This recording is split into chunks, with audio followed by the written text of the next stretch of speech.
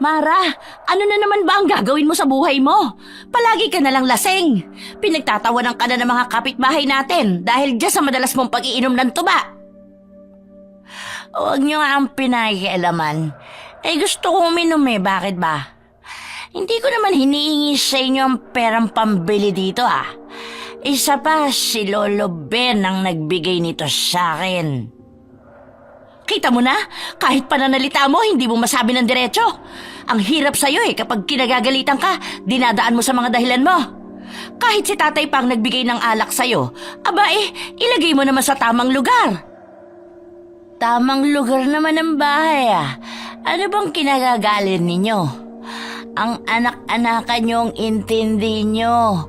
Huwag ako. Matanda na ako para sermonan niyo araw-araw. Abat ang lintik na babaeng to? Peli anak, pabayaan mo na si Mara. Saka mo nalang kausapin kapag wala ng epekto ng alak sa anak mo. Baka may problema lamang siya. Isa pa, ang mahalaga ay alam pa rin niya ang daan pa uwi. Huwag ka na mag-alala sa kanya. Isa pa po kayo, palagi nyo nalang sinusuportahan ang pag-iinom ng babaeng to. Magmula nang mamatay ang kanyang ama nagkaganyan na siya. Pumalit sa pagiging lasinggero ni Dondon. Kundi pa inihatid ng mga tanod ni Kapitan sa gubat na inabutan ng antok ang apo ninyo. Kababaing tao kung saan-saan humihiga. Mabuti na lang at hindi pa natsetsempohan ng mga kalalakihan to. Paano kung pagsamantalahan siya habang tulog? Ang mahalaga may alak. Nay, pabayaan niyo na lamang akong uminom. Subukan lang na may makialam sa akin at papatayin ko ang lalaking magtatangka para halayin ako. Bakit hindi niyo na lang po asikasuhin ang magaling niyong anak? Kung bakit naman kasi kailangan niyo pang tumanggap ng dagdag palamunin dito sa bahay. Huwag mong pagsalitaan ng ganyan ng kapatid mo. Kahit kanino pa siya galing, mahal ko siya. Baka pagdating ng araw yan pa ang mag-aalaga sa'yo. Hindi ka naman inaano ni Boboy pero galit na galit ka. Wala ka pang trabaho pero kung umasta ka parang ikaw ang nagpapakain sa kanya. Hindi po ba't maaga akong nagtrabaho para sa inyo ni tatay? Kaya nga nasira ang buhay ko Hindi niyo alam Kasi nga, wala kayong pakialam sa akin. Ang alam niyo lang tumanggap ng pera. Tapos ngayong wala na akong trabaho, pinamumukha niyo sa akin na wala akong silbi. Dahil masyado ka nang masakit magsalita, hindi porkit ampong ko lang si Buboy hindi na siya karapat-dapat mahalin. Kung tutuusin, dapat mahalin natin si Buboy dahil wala na siyang ina at ama. Iniwan siyang parang basura ng totoo niyang pamilya. Pati ba naman sa atin, ganun din ang mararanasan niya. Di mahalin niyo. Huwag niyo na akong isama sa kawang gawa niyo. Wala akong pakialam sa kanya. Kung ang sarili ko nga hindi ko naaalagaan, ibang tao pa kaya? Anong sabi mo? Ang sabi ko po, kalokohan ng pagmamahal. Sa panahon ngayon, mahirap nang magtiwala sa hindi nating kadugo. Hindi ko nga alam kung saan ang galing yan Isoli niyo sa gubat dahil kapag nakikita kong pagmumukha ng batang yan, kumukulo ang dugo ko. Tumigil ka na, Mara. Ako nasusura sa mga iniimik mo. Mabait na bata si Buboy. Saka magmula na dumating ang batang yan sa bahay na ito, nagkaroon ng siglang pamamahay ng iyong ina. Saka alalahanin mo, na sunod-sunod ngayon ang mga nawawalang babae na ang edad ay 30 pataas. Kagagawan daw ng aswang kulob. Nag-aalala lamang kami sa'yo. Para naman kayong bata, nagpapapaniwala kayo sa ganyan. Makatulog na nga. Teka Lolo, nasan nga pala ang alak na dala niyo sa akin? Inubos mo na. Wala na akong may bibigay sa'yo. Hindi na maganda ang epekto ng alak sa'yo. Sumasama ang ugali mo. Kung may nangyari man sa'yo noon, sana hindi ka tuluyang magpadala sa galit mo. Matuto kang humanap ng tamang landas para sa ikagaganda ng buhay mo. May pakialam po ba kayo sa mga pinagdadaanan ko? Kaya huwag niyo kong uutusan sa kung ano mga dapat kong gawin sa buhay ko. Ikaw ang walang pakialam sa pag-aalala namin sa'yo. Saka binabawi ko na sanga ng puno ng talisay. Ibalik mo sa akin at ibibigay ko sa mas karapat-dapat na humawak ng agimat ko. Yung po bang sanga na kulay itim? Nilagay ko sa loob ng alak. Ang sarap ng lasa. Saka hindi ko na ibabalik sa inyo yun. Gumawa na lang po kayo ng bago. Sige po, kailangan ko na matulog. Busog na ako sa pulutan na sermon nyo ni nanay. Ko, anong ginawa mo sa agimat ko? Bakit tinulubog mo sa alak? Mawawalan yun ng bisa. Hindi rin ako pwedeng gumawa ng isa pang agimat dahil wala yung katulad. Ang weirdo nyo, Lolo. Ayaw nyo nun. Imbis isuot ininom ko na lang ang katas. Ang lakas nga ng tama Nakakaramdam agad ako ng antok. Gusto ko yung nakakatulog ng maaga. Hindi mo dapat binabaliwala ang agimat, Mara. Dahil yun na lang ang maaari natin gamitin laban sa aswang kulob. Bakit ba tigas-tigas ang ulo mo? Sustay, tigilan nyo na nga ang tungkol sa agi-agimat na yan. Masisira lang lalo ang ulo nyo niyan. Isa pa, wala namang kwentang tao ang pinagpapasahan nyo ng agimat. Ang alam ko sa mga ganyang anting-anting dapat ay may mabuting puso ang nagmamay-ari nito. Hindi yung taong balot ng kasamaan ng puso. Ang sakit nyo na magsalita.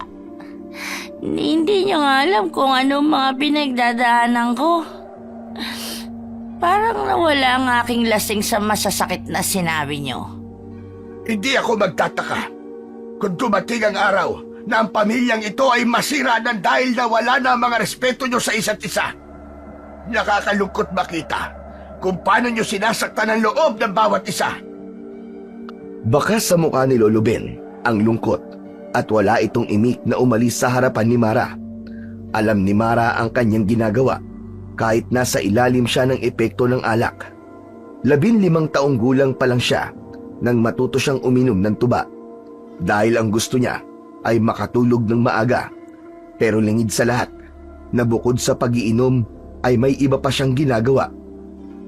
Hindi totoong hindi siya naniniwala sa mga aswang, pero magmula nang mapunta sa kamay niya ang agimat na gawa sa sanga ng puno ng talisay, ay naging manunugi siya ng iba't ibang klaseng mga halimaw.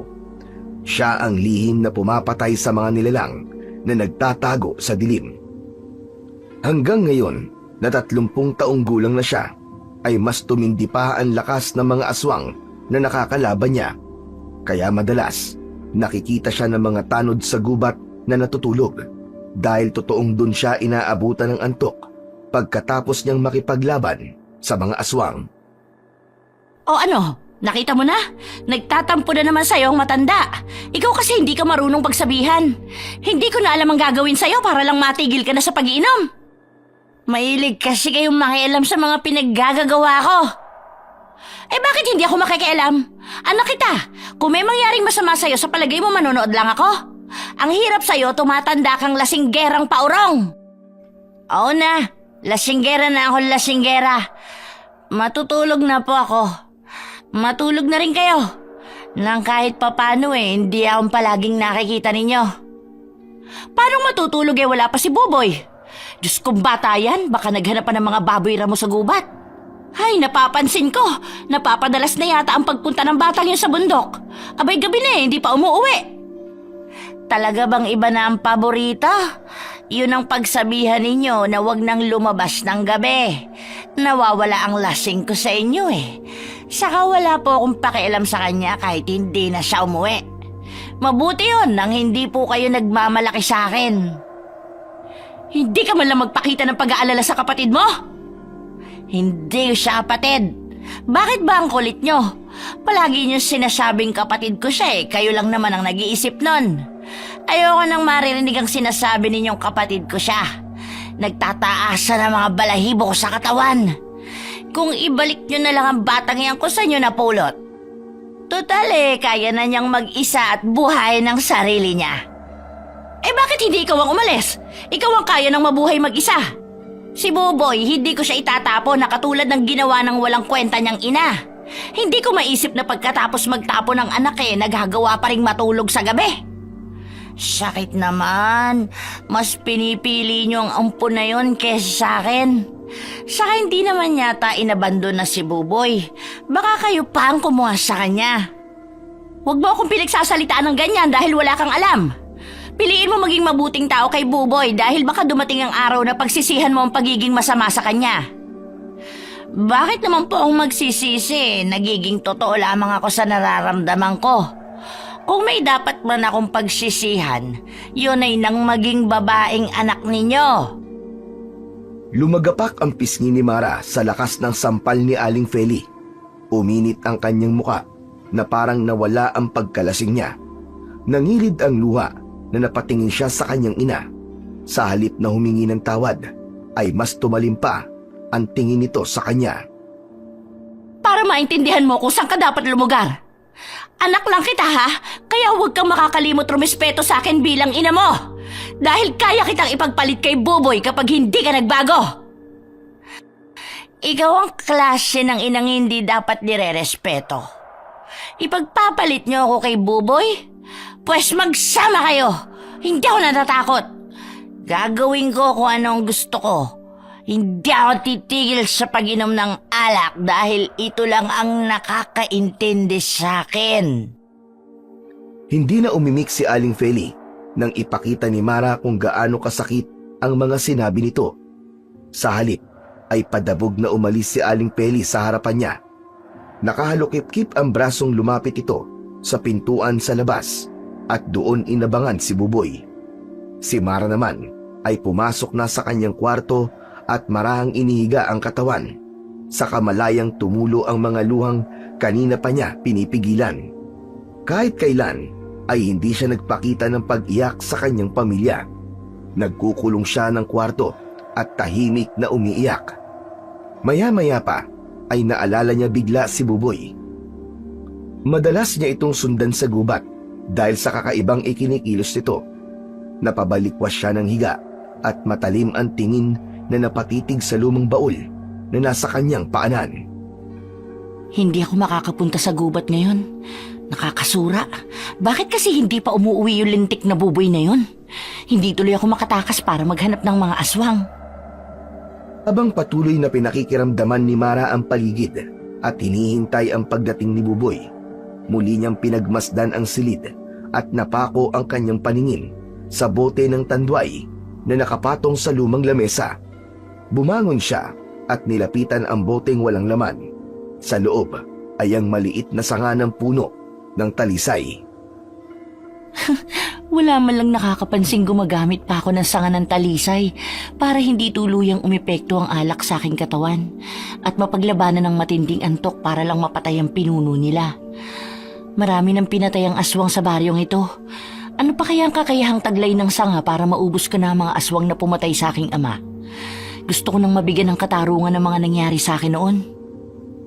Hinawakan ni Mara ang malamig at madulas na bote ng tandway, saka dinala sa bintana at itinapat sa bilog na buwan, na ang liwanag ay tumatagos sa likido at diretsyong kumakalat ang anino ng sanga sa kanyang muka.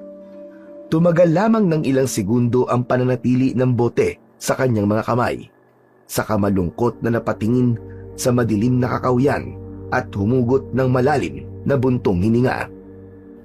Gaano na ba ako katagal na nagpapakalunod sa alak na to? Bilang isang lasinggerang humihiram ng tapang at lakas sa alak. Pero ang laman naman nito ay isang lokal na alak ng tuba na gawa sa katas ng buko ng nyug. Naku po, kumukulo na naman ang simpleng likido. Palatandaan na may aswang na gumagala sa gitnang kakahuyan. Lumingon muna sa pinto si Mara bago maingat na itinaktak ang bote ng alak sa tabla para mahulog ang sanga. Nang makuha niya ang agimat, ay nagsuot naman siya ng mahabang berdeng jacket, salakot at panyo na tumataklob sa ilong niya at bibig. Ganon din ang talim na ginagamit niya laban sa aswang. Parang kasing gaan ng papel na tinalon ni Mara ang bintana at pagtapak niya sa lupa ay kasing bilis ng kidlat ang ginawa niyang paghakbang. Parang alam niya kung saan siya pupunta dahil nararamdaman niya ang panganib sa kagubatan Muli niyang inayos ang kulay berdeng salakot sa ulo. Nagtaklob siya ng telang kulay luntian para walang makakilala sa kanyang lihim na pagtugis sa mga aswang na kulob. Ang nilalang na ang pinipiling biktima ay ang mga babaeng nagtapon ng anak. Sa kasamaang palad, 3 babae na sa kanilang baryo ang nawawala at nang matagpuan ay wala na ang kanilang mga matres, bituka, maging ang masiselang parte ng kanilang katawan ay sinadyang sirain sa pamamagitan ng kalmot ng kuko. Napatigil siya sa paglalakad nang makita ang isang nilalang na nakadapa sa katawan ng patay na usa. 2 metro ang layo ni Mara sa nilalang na nakatalikod sa kanya. Walang tigil ang paggalaw ng ulo na halatang sarap na sarap sa pagkain ng bituka ng hayop. Dinig na dinig din niya ang paghigop nito sa dugo ng biktima. Wala ka ng takas sa aking talim. Sisiguraduhin kong yan na ang huling hapunan mo. Dahil ang magkabilang dulo ng talim na hawak kong kutsilyo ang siyang magpapahinto sa iyong pangbibiktima sa mga hayop dito sa gubat. Biglang tumigil ang nilalang sa ginagawa nito habang nakatalikod sa kanya. Itinigil nito ang paggasab sa lamang loob ng hayop. Akala ni Mara ay makikita na niya ang totoong itsura nito. Pero bigla itong kumaripas ng takbo papalayo sa kanya. Tangay ang kapirasong bituka ng usa. Pero dahil sa agimat ng talisay na nasa bulsa ni Mara, naamoy niya ang mabahong singaw ng katawan ng aswang. Matalas din ang kanyang paningin at pandinig, lalong-lalo na sa gabi. Hanggang sa paghabol niya sa aswang, ay tumigil siya sa tapat ng mataas na puno ng dao, kung saan ay nawala ang sinusundang aswang. Mabilis siyang nawala sa paningin ko. Teka, may bakas ng sariwang dugo sa damuhan. Napangiti ng malapad si Mara at sinuri ang dugo. Hinawakan niya ang malagkit at pulang likido gamit ang hintuturo at hinlalaking daliri. Saka ikinuskos sa bawat isa. Inilinga niya ang paningin sa buong paligid. Kahit alam niya kung nasaan ang hinahanap. Lumabas ka na, halimaw ka! Dahil kapag napagod ako sa kakapahabol mo, hindi ako manghihinayang na patayin ka sa pinakamasakit na paraan. Bakit ka ba palaging nakikialam? Pati ang paglapa ko sa usae, pinanghihimasukan mo pa. Dahil marami ka nang napapatay, ang mga katawan ng mga babaeng binibiktima mo, saan mo sila dinadala? At bakit ko sasabihin? Tama lang na mamatay ang mga babaeng nagtatapon ng anak dahil takot sa obligasyon. Duwag at walang karapatang maging ina. At wala ka rin karapatang pumatay ng mga babaeng walang kalaban-laban. Hindi ikaw ang Diyos para hatulan ng mga nagkasala. Ikaw ang dapat na mamatay. Wala kang kwentang nilalang. Kalokohan. Sino lang ang may karapatan? Ikaw na nagtatago sa berdeng mga kasuotan na akala mo'y santa. Pagmasdan mo kung paano kung lapain ang bituka ng usa na kagat ko. Ganito rin ang sarap ng laman ng mga babaeng yon.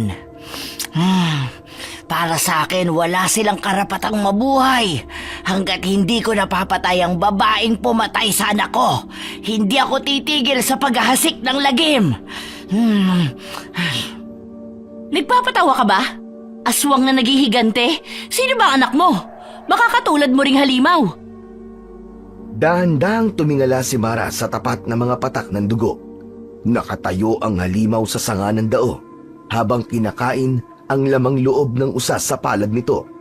Dala ng bugso ng damdamin ay sinibat niya ito ng kanyang hawak na talim. Pero mabilis kumilos ang halimaw. Nagawa nitong makalapit sa kabilang sanga ng puno ng dao para itong unggoy sa liksi at kung paano lumambitin sa mga sanga. Nagpalipat-lipat ito ng puno habang naririnig niya ang matinis nitong paghuni na parang naiipit na boses ng uwak.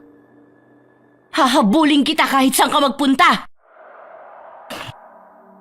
Sinundan ni Mara ang dinadaanan ng halimaw at halos manlaki ang mga mata niya nang makitang nakatayo na ito sa ibabaw ng malaking bato. Ang liwanag mula sa bilog na buwan ang nagbigay itsura sa aswang. Matalim ang kulay pulang mga mata, nakalabas ang malalagaring ngipin, at ang ilong ay katulad ng palapa ng nyog. Kulubot ang balat sa mukha na may kulay itim na mga balahibong pino sa noo. Isa kang halimaw na bumagay sa iyong mga pangil na halos kalahating dangkalang haba. Agad na kumilos si Mara para patamaan ng gamit niyang talim ang aswang na nasa kanyang harapan. Pinaikot niya sa ere ang sandata na ang diretsong patatamaan ay ang aswang na kulob. Pero laking gulat niya nang sa pagbitiw niya ng armas ay sakto rin ang pagdaan ni Buboy na may mga dala pang patay na usa. Hindi nito napansin ang aswang na nakatayo sa likuran nito dahil sa buwat na usa sa balikat ng ampun niyang kapatid. Muntik na itong tamaan ng kanyang talim na pinakawalan, parang sadyang humarang at humarap sa kanya. Sino ka? Anong kailangan mo sa akin? Akmang sasagot na lamang sana si Mara, pero napigilan niya ang kanyang sarili. Hindi siya pwedeng makilala ni Buboy. Malalaman ito ang mga pinagagagawa niya kapag ipinarinig niya ang boses dito. Pero paano naman ang aswang sa likuran nito? Habang nakangisi pa rin at unti-unting lumalapit na kay Buboy. Sunod-sunod ang paglunok niya ng laway, dala ng nararamdamang takot at pag-aalala para kay Buboy. Mahigpit niyang hinawakan ng isa pang talim sa kanyang kamay, habang buong tapang na sumerko sa ere na ang bagsak ng paa ay diretso sa aswang na magtatangka sanang sakmalin ang kanyang kapatid. Huwag kang makikialam dahil pwede rin akong pumatay ng mga lalaki. Gustong-gusto ni Mara na magsalita ng mga oras na yon, pero hindi niya magawa. Si Buboy naman ay hindi halos makagalaw habang pinapanood silang naglalaban ng aswang. Iniiwasan ni Mara na matanggal ang berding takip sa muka at sa lakot sa ulo para hindi makita ang kanyang muka. Dala ng pagkalito sa mga dapat uunahin, nakalmot siya ng aswang sa kanyang braso na agad umagos ang dugo. Nabitiwan niya ang hawak na sandata at nagtataka kung bakit gano'n na lang ang hapdi ng sugat sa kanyang kaliwang kamay. Tumitibok-tibok pa, kaya napapangiwi ang mukha niya, ngunit tuwid pa rin siyang tumayo. Nahawakan ng kanyang kanang kamay ang sugat at muling binalingan ang nakatayong si Buboy. Nilakihan na lang ni Mara ang boses para maitaboy ang kapatid papalayo sa lugar na yon.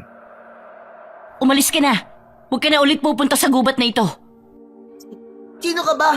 At anong nilalangan nasa harapan natin? Huwag ka ng maraming tanong. Tumakbo ka na! Umalis ka na! Oh, may sugat ka po. Hindi na natapos ni Buboy ang mga sasabihin nang bigla itong tinalon ng halimaw. Agad na natumba sa lupa si Buboy at nabitiwan na rin ang buhat nitong usa. Halos mamilipit sa sakit ang binatilyo nang bigla itong tusukin ng kuko ng aswang sa binti nito. Umalis ka sa ibabaw niya! Nong, tulungan niyo po ako! Hindi na pinansin ni Mara ang masakit na sugat sa kanyang braso. Inatake na niya ang nagwawalang halimaw. Pinagsusuntok niya ang mukha nito. Kahit sanay na siyang makapatay ng aswang, dito lamang siya nahirapan. Halos hindi nito iniinda ang lakas ng kamao na pinapatama niya sa mukha nito. Kahit nakahiga na ito, ay magkakasunod na sipa pa rin ang pinakawalan niya sa nakahandusay na aswang. Tumatama ang kanyang mga paa sa matigas na sikmura ng kalaban, pero nahawakan nito ang kanyang kaliwang binti at ubod lakas na kinagat. Ramdam na ramdam niya ang pagbaon ng mga pangil nito sa kanyang kalamnan. Kasabay ng pagtayo ng aswang, ang pagpunas sa dumikit na dugo sa pisngi nito. Ipinakita pa ng halimaw kay Mara kung paano nito sinaid ng dila ang pulang likido sa palad nito. Napakasarap ng sariwang dugo. Walang kasing tamis. Wala kang silbi. Ngayon naman, isusunod ko ang lalaking ito. Nakikita ko sa iyong mga mata ang takot nang atakihin ko ang binatilyong ito. Huwag mo siyang sasaktan! Unti-unting lumapit ang aswang sa kinaroroonan ni Buboy na hindi halos makagalaw sa kinatatayuan. Nanlalaki ang mga matang nakatitig sa aswang. Nanginginig ang dalawang mga kamay habang nakatuon sa lupa. Pinilit ni Mara na tumayo at agad na nilukso ang aswang. Mabilis niyang dinukot sa kanyang bulsa ang sanga ng talisay at inipit niya sa kanyang kamao. Dito na magkakasunod na pinagsususuntok niya ang aswang sa muka, sa ilalim ng panga at sa tenga. Bawat bitiw niya ng suntok ay napapasigaw ito sa sakit na para bang may dagdag na bigat ang lapat ng atake ng kamay ni Mara. Dala ng matinding takot ng aswang, gumawa ito ng paraan para makatakas kay Mara.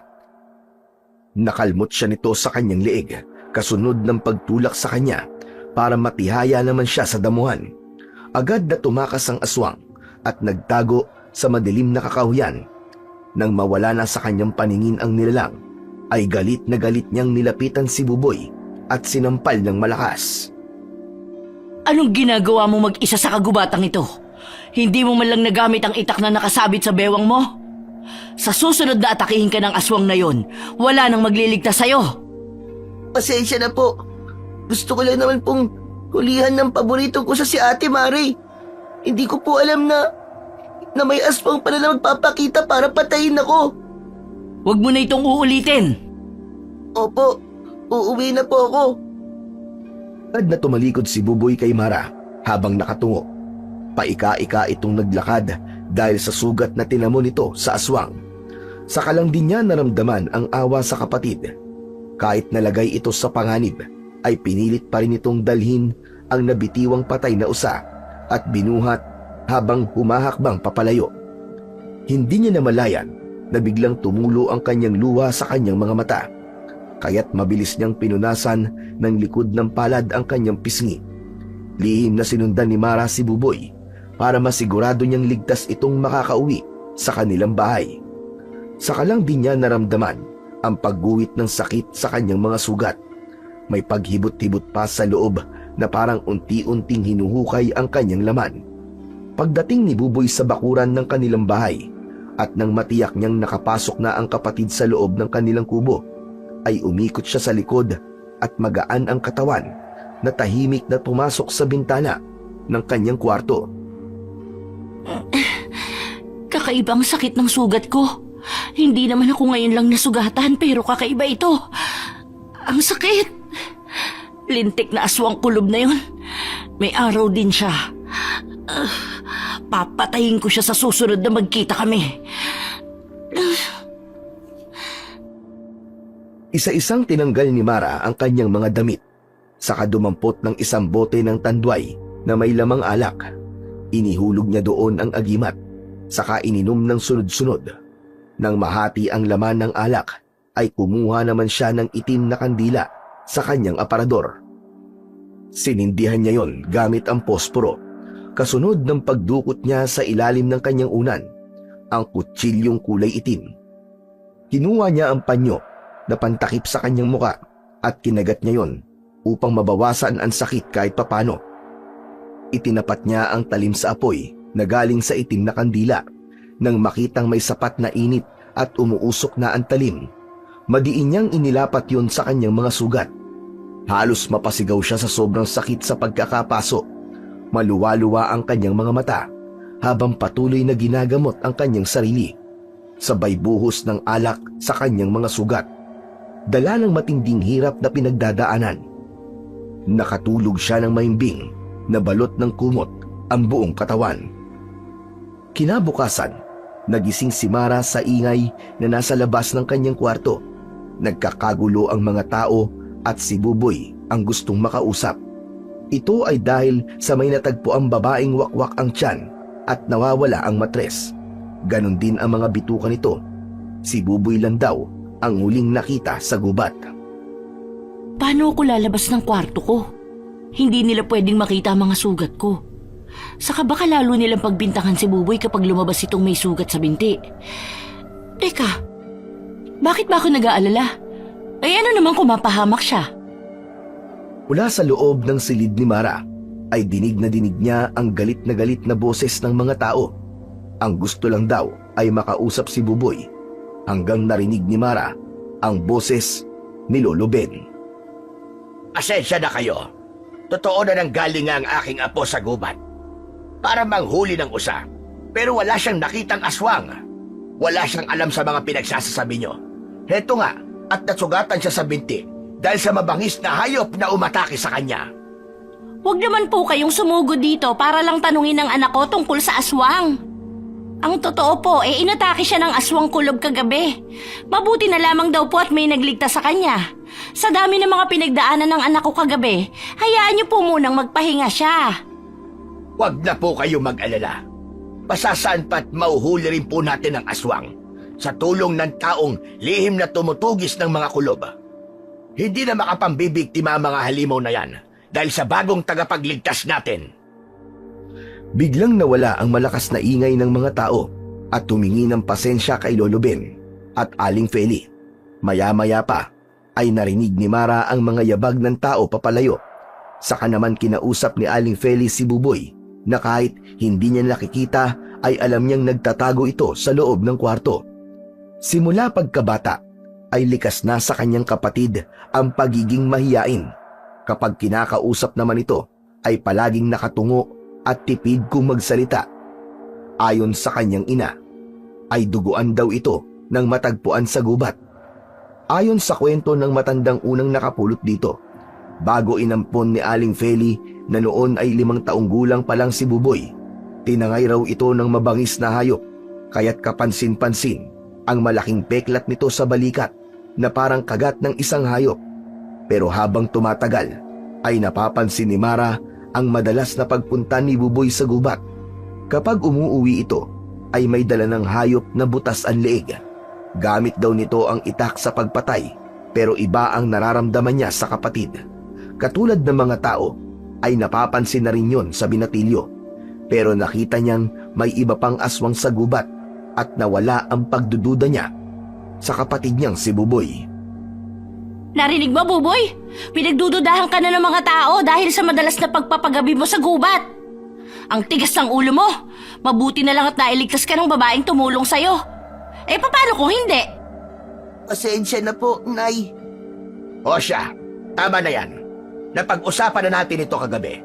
Ang mahalaga ay walang nangyaring masama sa'yo, Buboy. Ni hindi man lang natin mapasalamatan ng taong tumulong sa'yo. Hindi rin malinaw kung lalaki ba siya o babae. Para po siyang kidlat, Lolo. Ang bilis niya pong kumilos. Kaya lang po, ay nasugatan po siya sa binti at braso. Lolo, baka po mapahamak po siya. Kita mo na? May muntik magbuwis ng buhay dahil sa kakulitan mo. Huwag ka nang manghuhuli ng mga usa at baboy ramo para sa kapatid mo, ha? Tutali, baliwala naman sa kanya ang kabutihang pinapakita mo. Teka, Tay, si Mara ba lumabas na ng kanyang kwarto?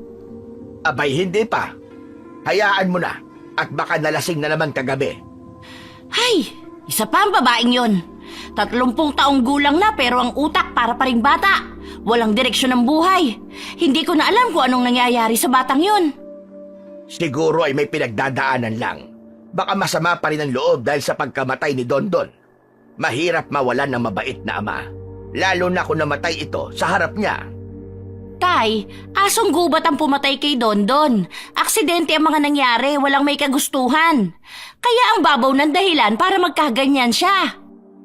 Pero kung naniniwala siyang mga aswang na nagsaaso lang yon, lalo pat alam naman nating lahat kung ano ang tunay na dahilan ng paglalasing niya. At hindi niya alam yon, kaya hayaan na muna natin siya ngayon. Dahil nga po binulag ninyo ng mga kwentong kathang isip nyo lang. Kaya tuluyang nagbago ang kanyang ugali. Aba, bakit napunta sa akin ang usapan?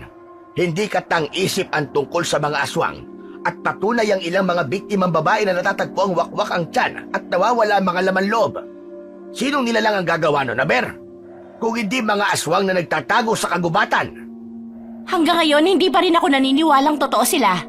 May tao lang na nasa likod ng mga sunod-sunod na pagpaslang sa mga babae na kung tutuusin tama lang sa kanila. Karamihan sa mga biktima ay mga babaeng napapabalitang nagtapo ng anak. Diyos ko kang babae ka. Mag-iingat ka sa mga pinagsasasabi mo. Baka mamaya merong makarinig sa'yo. Kahit may kasalanan ng isang tao, wala pa rin silang karapatang bumawi ng buhay na hiniram lang natin sa Diyos. Kaya nga, ayoko nang makarinig pa ng tungkol sa mga aswang. Dinig na dinig ni Mara ang pagtatalo ni Lolo Ben at Aling Feli sa loob ng kanyang kwarto. Walang makaiintindi sa kanyang lihim na pinagdadaanan at ang matindi niyang galit sa mga nilalang na nagtatago sa dilim. Walang nakaalam sa mabigat na pinagdadaanan ng kanyang kalooban. Dahan-dahan siyang bumangon sa katring gawa sa kawayan. Maingat niyang itinago ang mga gamit sa loob ng aparador. Sumuot na rin siya ng damit na kayang itago ang mga sugat sa katawan. Muli niyang dinampot ang kaunting alak sa saig, saka inubos ang laman ng bote. Hindi pa nasiyahan at tuluyan na naman siyang nagpakalasing para hindi maramdaman ang humahapding mga sugat. Umagos ang mga luha sa kanyang mga mata at napalitan ng matinding galit na nauwi sa pagbabasag niya ng bote sa loob ng kanyang kwarto.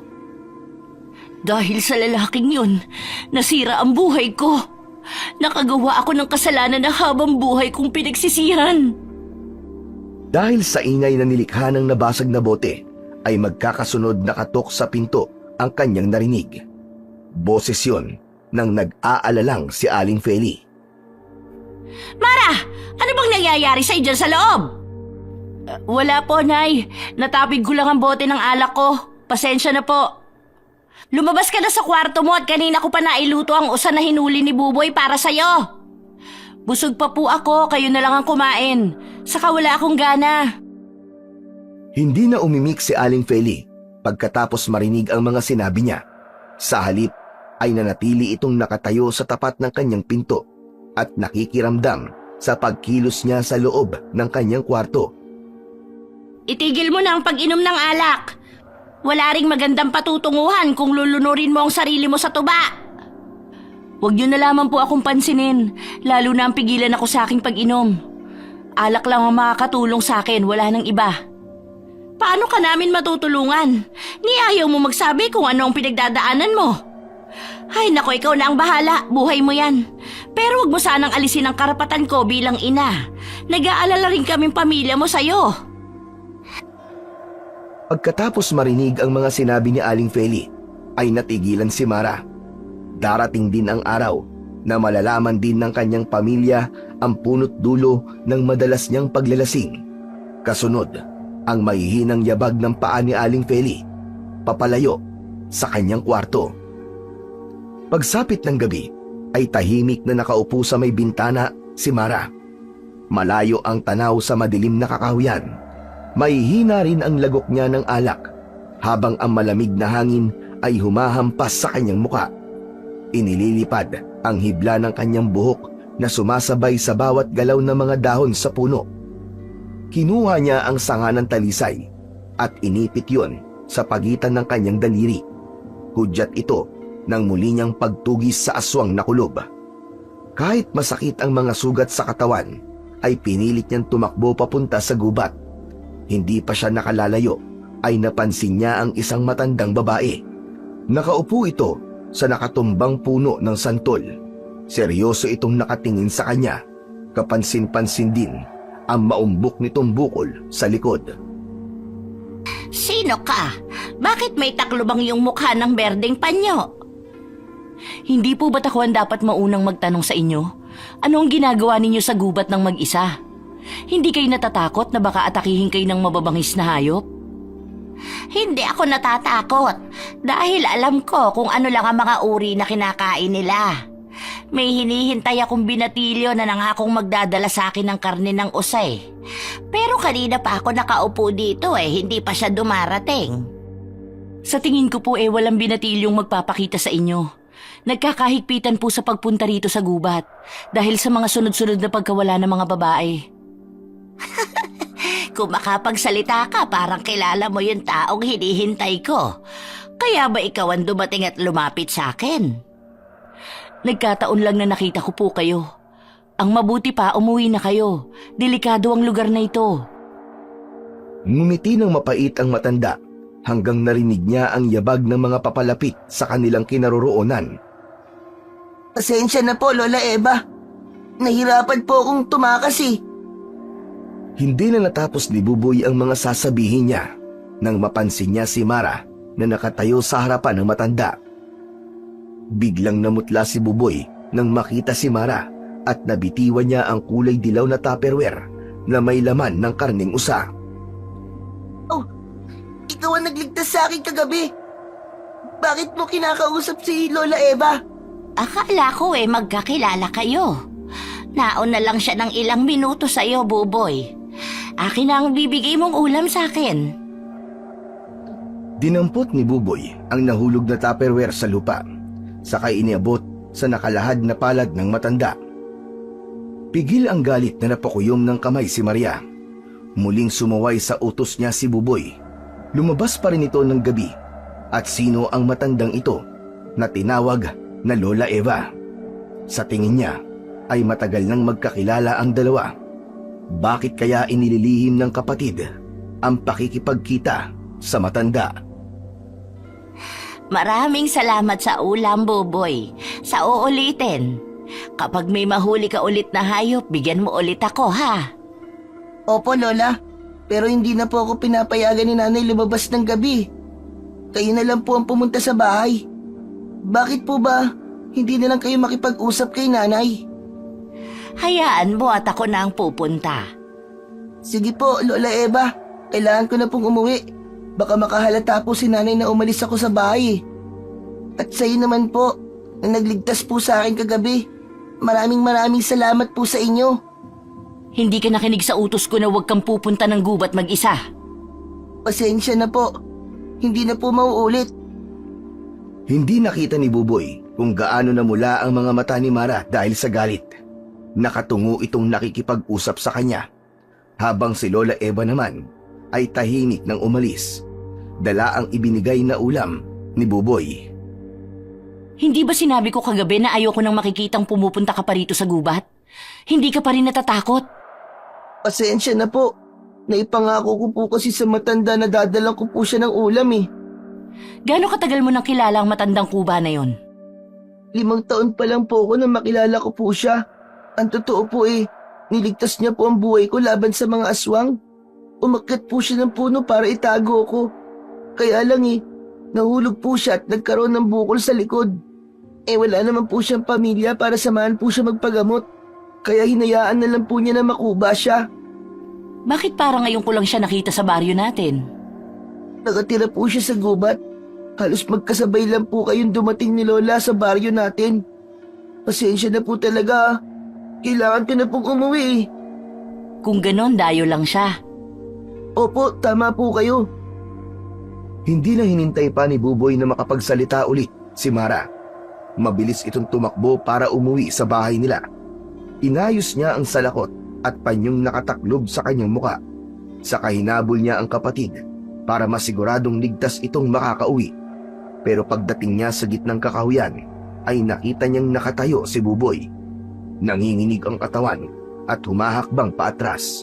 Sa kanya nakita ang mga baboy ramo na naglalaway. Humahakbang pasulong sa kinaroroonan ni Buboy. Maigpit niyang hinawakan ang sanga ng talisay, pati ang kutsilyong ginamit kagabi. Huwag mo ipapakitang natatakot ka. Bakit ba hinahabol ka ng kamalasan? Alam po kasi nila na ako ang tirador ng mga hayop dito sa gubat. Kaya natatandaan nila ang aking muka. Hindi sila basta hayop. Mapupula ang kanilang mga mata. Kitang-kita sa liwanag na nagmumula sa sikat ng bilog na buwan na hindi sila mga ordinaryong baboy. Sila'y mga aswang na nagpapanggap na baboy ramo. Po, kung ganun bakit ako? Akala ko po ang binibiktima lang ng aswang ay ang mga babaeng nag-aabandona ng mga anak nila. Akala ko rin yun. Kailangan bilisan mong pagtakbo. Huwag na huwag kang lilingon at sikapin mong tumakas habang pinipigilan ko sila. At nasumugod ang pinakamalaking baboy ramo kay Buboy. Pero maagap na humarang si Mara at sinalubong ng kanyang kutsilyo ang leeg ng tumalon na hayop. Umalingaw-ngaw ang huni ng baboy at tumulo ang dugo sa lupa. Ganon din ang dalawa pang natitira sa likuran nito at mabangis ang mga galaw na pinuntirya si Mara. Hanggang ang isang baboy ramo ay humabol sa tumatakbong si Buboy. Mabilis ang kanyang naging pagkilos para mapatay ang mga baboy na humaharang sa kanya. Nang biglang dumating ang isang nilalang na may matapang na mga mata. Ang aswang na kulog ngayon ay nakangising nagpakita sa kanya. Bukang-buka ang mga kamay na sumugod sa kanya papalapit sa kanyang kinaroroonan habang inaalala ang kanyang kapatid na kasalukuyang hinahabol ng nakapuslit na baboy. Nagkaharap din tayo. Katapusan mo na ngayon. Ikaw ang humanda sa gagawin ko. Wala kang kwentang tao. Kilala kita, kaya ikaw na ang isusunod ko. Sinalubong ni Mara ang papasugod na aswang gamit ang kanyang kutsilyo, pero nakailag ito at sinipa siya sa kanyang muka ng kalaban.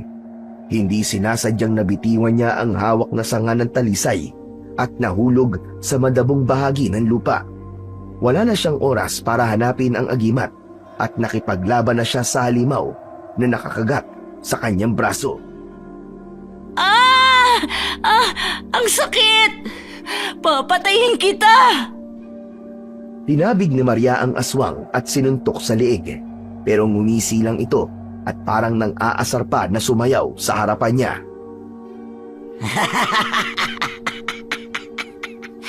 Ang sarap talaga ng dugo ng antingerang lasinggera ng Baryo Malatap. Kaya hindi ako nagkamali sa pagtugi sa'yo eh.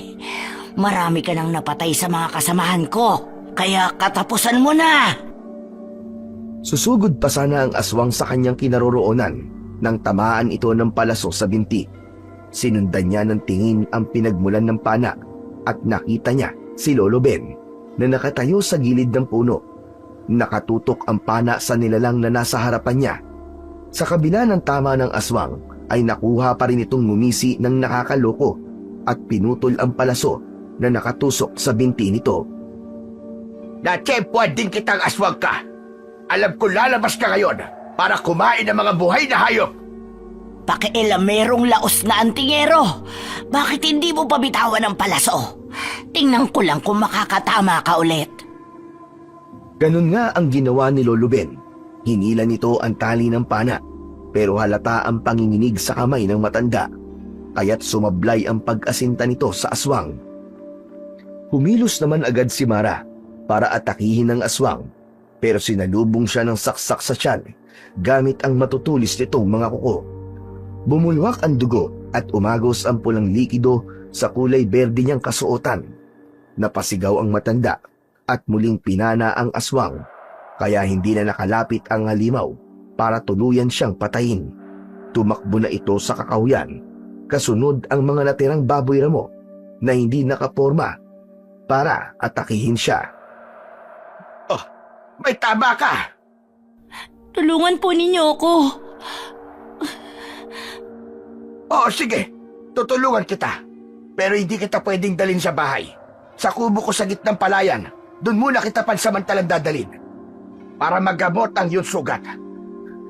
Halika, kumapit ka sa kamay ko. Kailangan nating magmadali. Kahit nang lalabo ang paningin ni Mara, ay kumapit siya sa kamay ng kanyang Lolo Ben.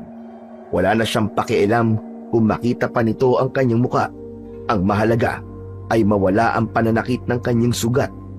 Tuluyan ng nilisan ng dalawa ang gubat hanggang nakarating sila sa bakuran ng maliit na kubong nakatayo sa gitna ng palayan. Gawa yun sa kugon at ang dingding ay yari sa kawayan. Pagpasok nila sa loob ay nakita niya ang iba't ibang klase ng armas na nakasabit sa dingding na gawa sa sawali. Dala ng maraming natamong sugat at tama sa tiyan ay nawalan ng malay si Mara. Bumagsak siya sa saig at naramdaman niya na natanggal na ang kanyang salakot at panyong tabing sa kanyang ilong at bibig hanggang sa tuluyang dumilim ang kanyang paningin. Kinabukasan ay naramdaman niya ang mga kamay na naglalagay ng tali sa kanyang sugat sa binti at sa braso, ganun din sa kanyang tiyan. Dahan-dahan niyang iminulat ang kanyang mga mata at nakita niya si Lolo Ben na nakaupo sa gilid ng kanyang katre habang nagdidikdik ng talbos ng bayabas sa maliit na lusong na gawa sa bato. Nang maramdaman itong nagising na siya, ay seryoso itong nagsalita nang hindi tumitingin sa kanyang muka. Gulat ako nang makita ko yung muka.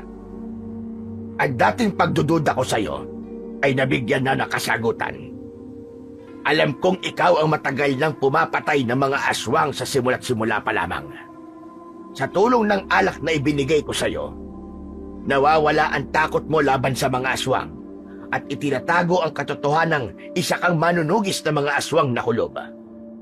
Delikado ang ginawa mo kanina. Nakipaglaban ka kahit may mga sugat ka sa katawan. Wala na po akong dapat na ipaliwanag. Nakita na ninyo ang mukha ko. Isa pa iniligtas ko lang ang matigas na ulo na apo ninyo. Hindi ko siya mapapatawad sa madalas na paglabas niya ng gabi. Pangalawang beses nang nalalagay siya sa panganib pero pumupunta pa rin siya sa gubat. Dati ko nang alam na palihim na tumataka si Buboy para makipagkita sa matandang unang nagpalaki sa kanya. Hindi natin yun mapipigilan dahil utang nito ang buhay kay Eva.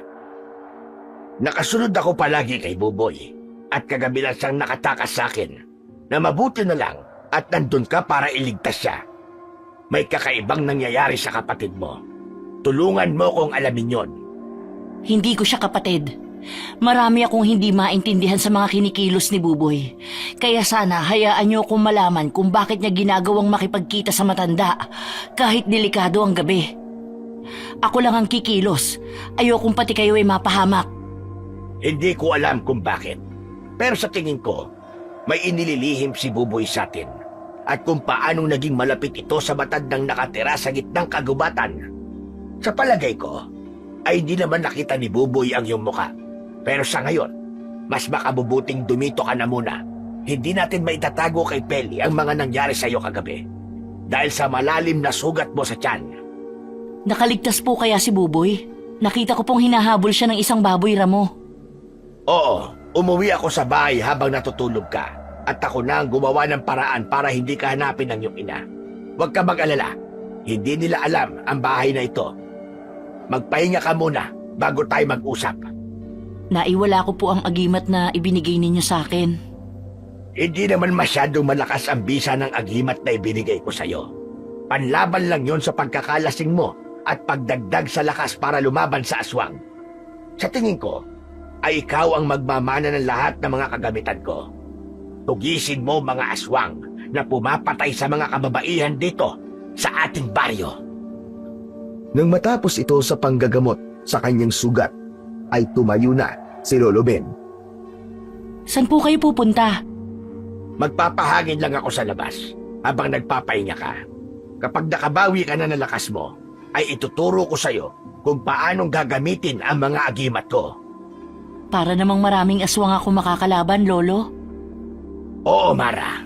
Marami sila. Ang mga baboy ramo, pati ang mga nakasagupa mo kagabi, ay mga alagad ng aswang kulob. Hindi sila basta-basta tinatabla ng pana o talim dahil kailangan pa nating gumawa ng pana na ibinabad sa katas ng bunga ng talisay. Paghahandaan natin sila at tutulong ako sa'yo. Mamaya na po ako magpapahinga. Pag-usapan na po natin kung paano ako makakaganti sa aswang na yun. Natuto ka na rin namang uminom ng alak, ay gagawa na ako ng mabisang pangontra sa aswang. Pangontra? Paano po? Ang bunga ng puno ng talisay ay madalas na dinidikdik upang ang katas ay isama sa alak. Mabisang pangontra ito sa kagat ng aswang at kahit masugatan ka, ay hindi ka makakaramdam ng kahit na anong sakit. Katulad ng epekto ng alak sa katawan, pinapalakas nito ang loob ng tao para lumaban sa mga nilalang ng dilim. Paano po kung maubos ang mga tuba? Imposible. Nakikita mo ba ang mga kahon sa ilalim ng katre mo? Lahat yan ay naglalaman ng alak na halos 8 buwan kong iniimbak. Dati akong lasinggero, kaya gumagawa ko ng alak na suporta sa bisyo ko. Dito ko rin natuklasan ang kakayahan ng agimat na talisay nang hindi sinasadyang malagyan ng kahoy ang tapayan dahil naiwan kong walang takip. Bakit hindi po kayo gumawa ng paraan para magamit ito laban sa mga aswang? Dahil kay Peli, sa'yo at kay Buboy. Natakot akong baka balikan kayo ng mga aswang na kulob. Ang ipinagtataka ko lang ay kung bakit at paano kang naging manunugis ng mga aswang. Dahil po sa pagkamatay ng aking ama at ang hindi makatarungang dahilan ng aswang laban sa mga babaeng binibiktima nila. Nararamdaman ko kung bakit madalas kang umiinom. Nakikita ko sa mga mata mo, punong-puno ng pagsisisi at galit kung ano man ang gumugulo sa isip mo. Huwag mong itago. Sa halip, Ikwento mo sa mga taong makakaunawa sa'yo. Pero hindi ko pa po kayang ipagtapat ang matagal nang gumugulo sa isip ko. Wala pong kapatawaran ng nagawa kong pagkakamali. Hindi kita pipiliting magtapat kung ano mga pinagdadaanan mo. Pero hanggat hindi mo yan inilalabas sa dibdib mo, patuloy kang pahihirapan ng iyong konsensya. Tuluyan nang bumagsak ang luha sa mga mata ni Mara at napahagulgol ng malakas. Hirap na siya sa pagtatago ng kanyang lihim.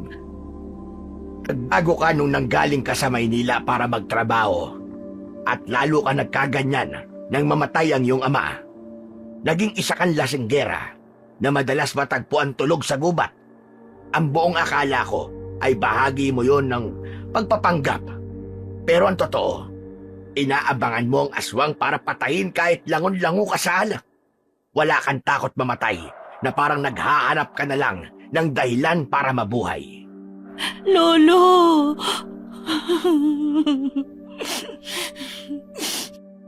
Huwag ka nang umiyak, iha.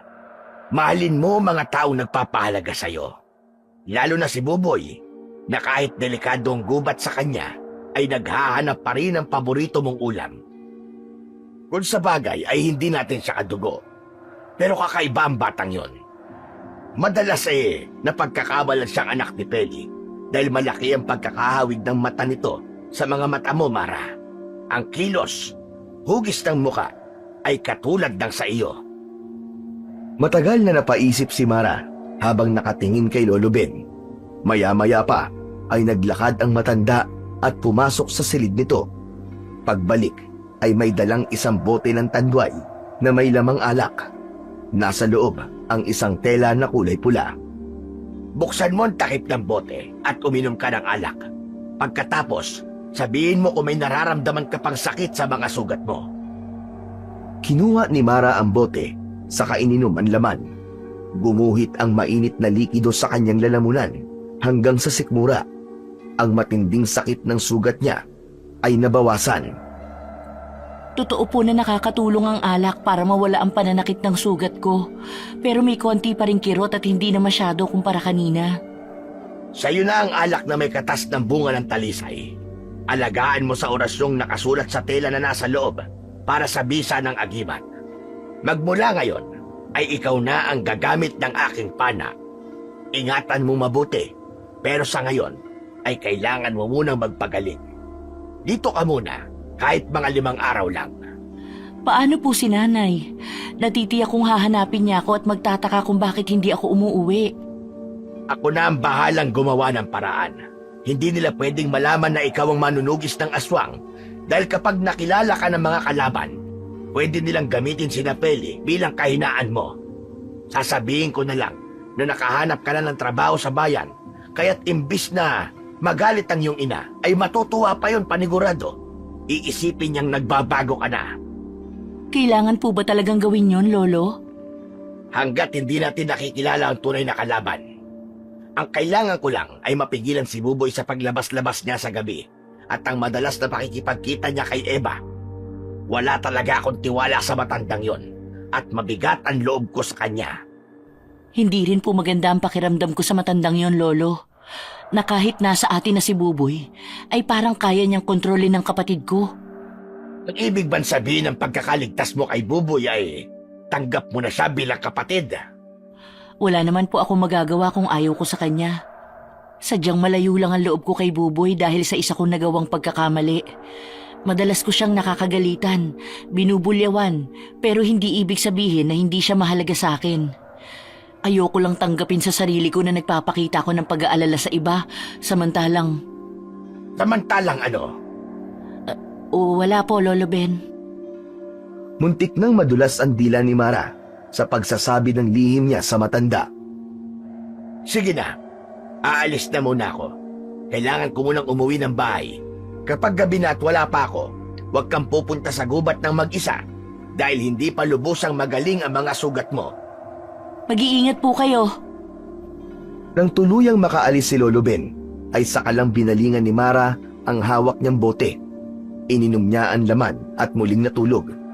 Nagising na lang si Mara sa malakas na lagabog ng pinto sa kusina ng kubo. Nakita niya ang isang pamilyar na matanda. Duguan at nangihina. Gumagapang ito sa sahig at hirap kumilos. Madilim na ang paligid at wala pa rin ang kanyang lolobin. Akala niya ay walang nakakaalam ng bahay ng matanda. Pero heto at nakapasok si Lola Eva. Tulungan ba ako? Maraming mga asong ligaw at aswang na humahabol sa akin. Gusto nila akong patayin. Saglit lang po. Umaba si Mara sa katre para alalayang makatayo si Lola Eva. Pinaupo niya ito sa gilid ng kanyang higaan, saka pinagmasdan ang mga sugat sa muka ng matanda. Hindi niya napansin ang malakas na pagkulo ng alak sa bote na nasa kanyang likuran.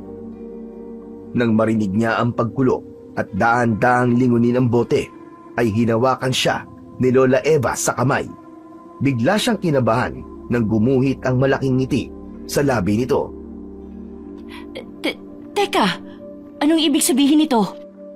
Naniningil ng pautang sa taong pumatay sa aking mahal na anak. Hindi mo ba talaga ako natatandaan? O kinalimutan mo na ang nangyari sa nakalipas na 15 taon? Sinasabi ko na nga ba't ikaw yan eh. Ikaw rin ang nakalaban ko sa gubat para ipagtanggol si Buboy. Hindi ko kayo maintindihan. Umawa ng malakas si Lola Eva habang matalim ang tingin sa kanyang muka.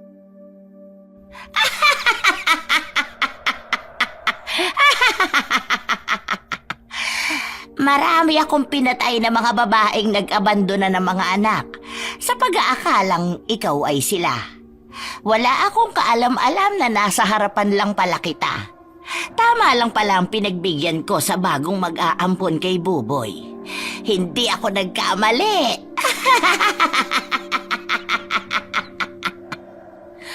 Ha? Oh, bakit namumutla ka? Hindi mo pa rin ba alam o talagang manhid ka na? Alam ko ang lihim mo. Nagtapon ka ng anak, hindi ba? Isang sanggol ang itinapon mo sa gubat malapit sa bahay ko, sa lugar kung saan napatay mo rin ang lalaking umabuso sa'yo. Pinatay mo ang aking anak, kaya nga pinatay ko rin ang iyong ama. Patas na tayo. Pero hindi kay Buboy, siya lang naman ang batang itinapon mo. Umundol ang kaba sa dibdib ni Mara at ayaw gumana ng kanyang utak sa revelasyong narinig sa matanda. Tumayo ito sa kanyang harapan at dahan-dahang bumaba sa katre. Hindi totoo ang mga sinasabi ninyo. Nililin lang niyo ko para may katwiran kayong patayin ako. Yan ang alam mo, pero alam ng magulang mo, ng lolo mo at ni Buboy kung anong klaseng tao ka. Akala mo hindi nila alaman tungkol sa batang itinapon mo? Bago ko dinala sa kanila si Buboy, ay ipinagtapat ko sa kanila ang buong katotohanan. Ikaw lang ang walang alam. Napatayo si Mara habang paatras na tinatakluban ng sarili niyang palad ang kanyang tenga para hindi niya marinig ang mga sinasabi ni Lola Eva. Sige lang, magkunwari ka pa rin na walang naririnig. Anak mo si Buboy at narito ako para maningil ng buhay na inutang mo. Mula sa pagiging tao ay nagsaanyong halimaw si Lola Eva. Gumuhit ang malalaking ugat na nagsilabasan sa kulubot na balat nito sa muka. Unti-unti ring humaba ang mga pangil ng matanda at sa isang iglap ay naging aswang kulob ito. Lumabas din ang manipis nitong dila at bigla siya nitong sinugod. Galit na galit ito na lumilikha pa ng malakas na ingay. Si Mara, nagulat sa mga nangyari, ay hindi kagad nakalaban. Ilang beses siya nitong sinuntok sa dati niyang sugat at bumagsak siya sa sahig. Bago pa siya nakasalag sa bawat pag-atake nito, nagpambuno silang dalawa at dala ng matinding bugso ng damdamin. Sa mga nalaman ay mas lumabas ang galit ni Mara para sa matanda. Biktima si Mara ng pangahalay ni Mang Gustavo ang anak ni Lola Eva at amo niya sa Maynila. Napatay niya ito sa pamamagitan ng lason. Pero nagbunga ang kalupitan na yon sa panahon na hindi niya kayang maging isang ina sa batang magpapaalala sa kanya ng mapait na sinapit ng buhay niya. Ang pagkakamaling habang buhay niyang pinagsisihan at tumiram ng lakas sa alak ngayon ay muling bumabalik. Siguro ay nagtataka ka kung paano ko nalaman na ikaw ang pumatay sa anak ko. Dahil ikaw lang ang huling naging katulong ng anak ko at magmula noon ay sinundan na kita. Doon ko nakita kung paano mo ibinasura ang aking apo. Ang anak mo ang lumapastangan sa pagkababae ko, kaya wala kang karapatang maghiganti sa akin. Papatayin ko siya at gagawin ko yun ng paulit-ulit. Kung totoong apo mo si Buboy, bakit pinagtangkaan mo ang buhay niya? Dahil iisa na lang kami. Ginawa ko siyang aswang kulob na siyang papatay sa'yo. Nagkunwari lang siyang takot sa akin, pero ang totoo, plano niya ito. At nagtagumpay kami. Nagtamo ka ng maraming sugat. Papatayin ka ng sarili mong anak. Dahan-dahan kanyang pahihirapan. Bakit mo to sinasabi sa akin? Masayang panoorin kung paano ka mahihirapang labanan ng sarili mong anak. Gagawin ko ang lahat para mabawi siya. Hindi ka magtatagumpay. Biglang sinakal sa leeg si Mara ng mabalahibong kamay ni Lola Eva. Humigpit na parang tali na gumagapos sa kanyang leeg. Habang nasa ganong sitwasyon sila, biglang dumating si Lolo Ben at kinuha ang alak sa silid nito. Dahan-dahang lumapit ang matanda para buhusan ng tuba na may katas ng bunga ng talisay, si Lola Eva. Eto na, katapusan mo ngayon! Halimaw ka! Sabay buhos ng alak sa ulo ni Lola Eva. Napasigaw ito sa sobrang sakit. Nabitiwan ito si Mara na bumagsak sa sahig habang habol ang sariling hininga. Nang makabawi ng lakas ay tumayo siya at kinuha ang pana na nakasabit sa dingding. Itinutok niya yon sa hindi mapakaling aswang. Pagkatapos balahan ng pana, ay 2 beses niyang pinatamaan sa dibdib si Lola Eva. Bumagsak ito sa sahig at nang gumagalaw pa ay kinuha ni Mara ang bote sa ibabaw ng kanyang higaan at ibinuhos sa katapat na sugat sa dibdib nito. Dala ng matinding galit ay dinala ni Mara ang katawan ni Lola Eva sa labas ng bahay at sinindihan gamit ang posporo. Sa kanya hinarap si Lolo Ben na hindi makapaniwalang pinatay niya sa brutal na pamamaraan si Lola Eva. Ang hindi alam ni Mara ay nakita ni Buboy ang pagpatay niya sa matanda. Labis na pagkasuklam ang bumakas sa mukha nito at biglang tumakbo papalapit sa kinaroroonan ni Mara. Humarap ito sa anyong halimaw na mas kakaiba sa itsura ng aswang na kulob. Buboy! Isa kang aswang! Tunay siyang apo ni Lola Eva. At ako ang kanyang ina, Lolo. Alam mo na ang tungkol sa kanyang pagkatao, Mara. Opo! Niloko ninyo ako. Nagpanggap kayong walang alam. Ang buong akala ko, may tatago ko ang lihim ko pero ako pa pala ang nahulog sa patibong ninyo. Huwag kang magpanggap na ikaw ang biktima. Wala kang kwentang ina. Ngayon naman, ay pinatay mo si Lola. Buboy! Huwag mo sasaktan ang iyong ina! Wala akong ina. Si Lola lang ang mahal ko. Buong puso kong tinanggap ang pagiging aswang para patayin ang babaeng ito. Uyang nawala ang respeto ni Buboy kay Mara at sa isang iglap ay pinuntirya nito ang kanyang kamay. Sumugod ito sa ina at halos kagatin sa buong katawan si Mara. Nagpabaya siya at tinanggap ang lahat ng galit ni Buboy. Hindi pa rin siya makapaniwala na ang batang inampon ng kanyang ina ay mismong anak pala niya. Imbis na pakitaan ng pagmamahal, ay inilayo niya ang kanyang sarili sa anak at palaging nagagalitan. Ang kahapong kasalanan ay muling nagbalik para maningil sa nagawa niyang kasalanan. Sa pag-abandona dito at wala siyang karapatang magalit kay Buboy dahil siya ang totoong nagkamali. Bumagsak si Mara pasadsad sa lupa, pero hindi niya sinubukan tumayo para lumaban sa anak.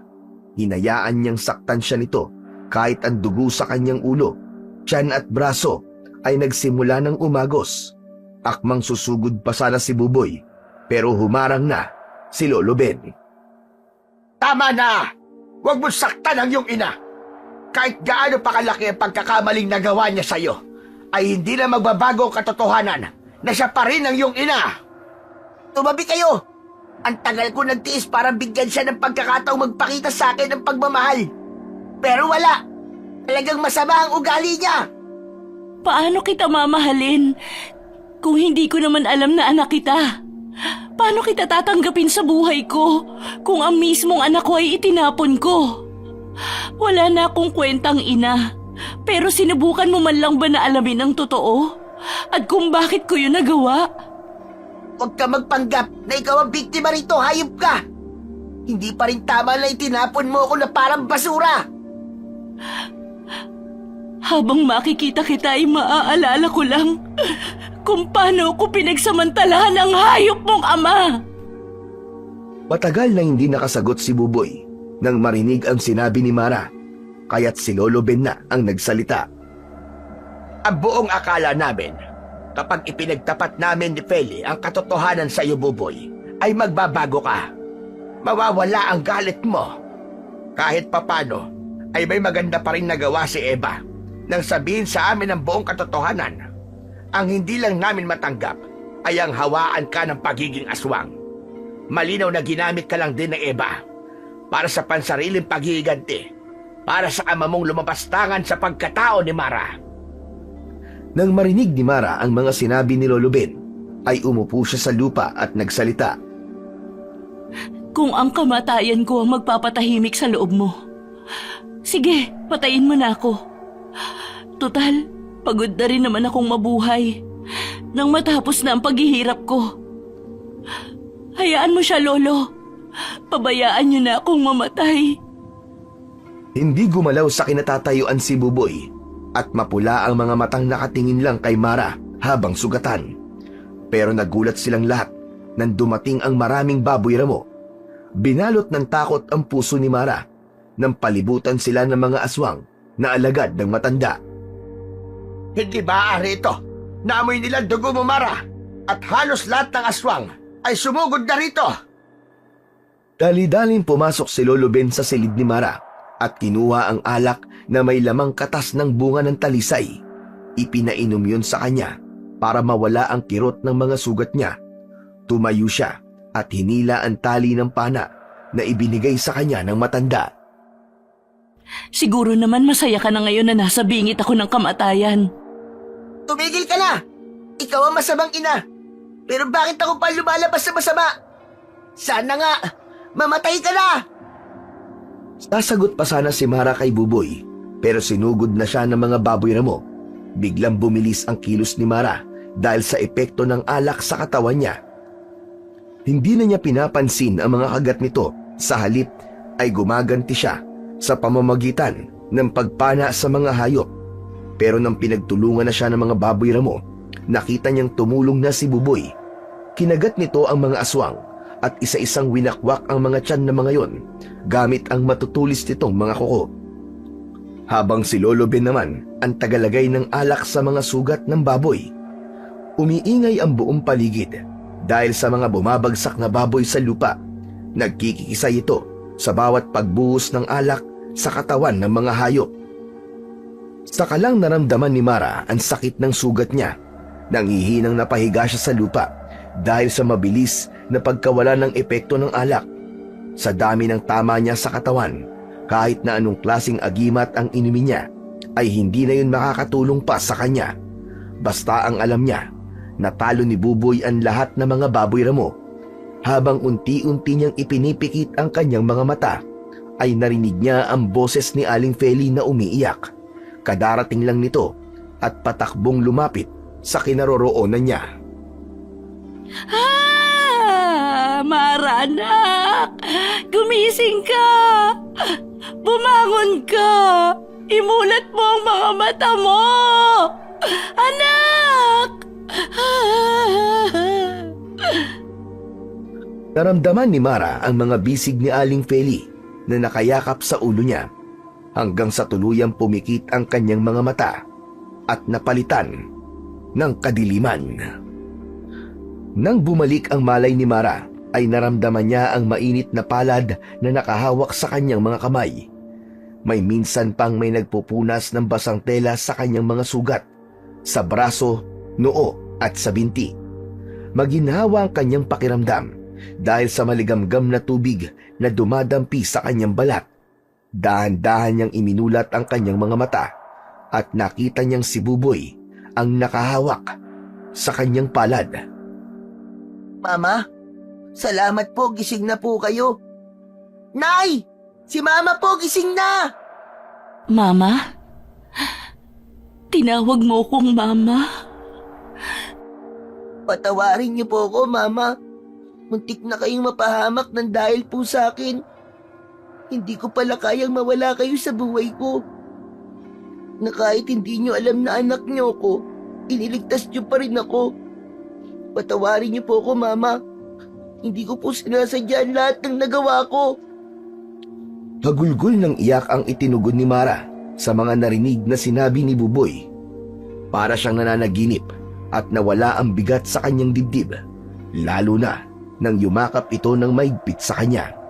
Iba ang yakap ng isang anak. Ngayon niya lang naramdaman ang kakaibang pakiramdam na muling may yumakap sa kanya ng ganon kahigpit. Lalong lumakas ang kanyang iyak at gumanti rito ng yakap. Patawarin mo ako, anak. Natakot ako sa kahiyang idudulot mo sa akin kapag umuwi akong buntis at wala kang amang magigisnan. Pati ikaw ay pagtatawanan ng mga tao at iyon ang hindi ko kinaya. Para ituloy kang alagaan. Maniwala ka. Binalikan kita nang ako'y matauhan. Pero wala ka na ron at naiwan ang bakas ng mga dugo sa lugar kung saan kita iniwan. Akala ko, isa ka sa mga nilapa ng aswang na kulob. Kaya magmula noon ay naging manunugis na ako ng aswang. Walang araw na hindi ko sinisi ang aking sarili sa pag-abandon ako sa iyo. Ibinuhos ko ang galit sa mga nilalang na pumatay din sa aking ama. Huwag na po natin balikan ng mga nakaraan, Mama. Ang mahalaga ay napatawad ko na po kayo. Abot langit po ang takot ko nang makita kong bumagsak kayo sa lupa habang naliligo kayo sa sarili niyong dugo. Natakot ako na baka mawala ka at hindi na kita makakasama kahit kailan. Maya-maya pa ay sumilip sa pinto si Aling Feli at Lolo Ben. Hinintay namin na magtapat ka, pero mas ginusto mong magpakalango sa alak habang mag-isang pinapasa ng bigat sa iyong dibdib. Salamat at binago ng pagmamahal ang puso ni Buboy.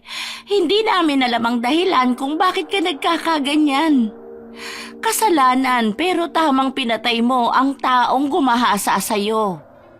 Ang dahilan ng pag-inom-inom mo ng alak, ang tunay na nakapagpalambot sa puso ni Buboy. Nasaksihan niya kung paano kang nagdusa, Mara. Nakita niya ang paghihirap mo na pilit niyang binabaliwala. Lolo, Ang problema lang natin ngayon ay kung paano natin tatanggalin ang hawa ng aswang sa anak mo. hahanap po ako ng paraan para mawala ang pagiging aswang ni Buboy. Wala na pong babaeng mamamatay sa baryong ito, Mama. Gagawin ko po ang lahat para hindi po ako matulad kay Lola. Dapat lang, dahil kapag nagkatagpo tayo sa bundok, papanain kita para matauhan ka. Aray ko, magaling na nga po kayo. Nakukuha niyo na pong magbiro eh. Napuno ng tawanan ang loob ng kubo ni Lolo Ben at masayang kwentuhan. Patunay na ang pagpapatawad at pagharap sa kasalanan ay mabisang agimat laban sa kasamaan. Ilang araw na ang lumipas mula nang mangyari yon. Tahimik pa rin na umiinom ng alak si Mara paminsan-minsan. Hindi para magdusa sa kanyang lihim, kundi para magdiwang sa magandang nangyari sa kanyang buhay. Kasama na siya palagi ni Buboy para maghanap ng mga ligaw na hayop sa gubat, at ito ang kinakain ng kanyang anak. Kumalat ang kwento tungkol sa kanilang agimat, at magmula ng panahong yon ay sinipagan ng mga tao ang pagtatanim ng puno ng talisay bilang respeto sa nakatagong kakayahan nito laban sa mga aswang na kulob. Muling bumalik ang katahimikan sa baryo at nagsilbing panakot ang mga kulob sa mga babaeng nagtatangkang magtapon at mag-abandona ng kanilang anak.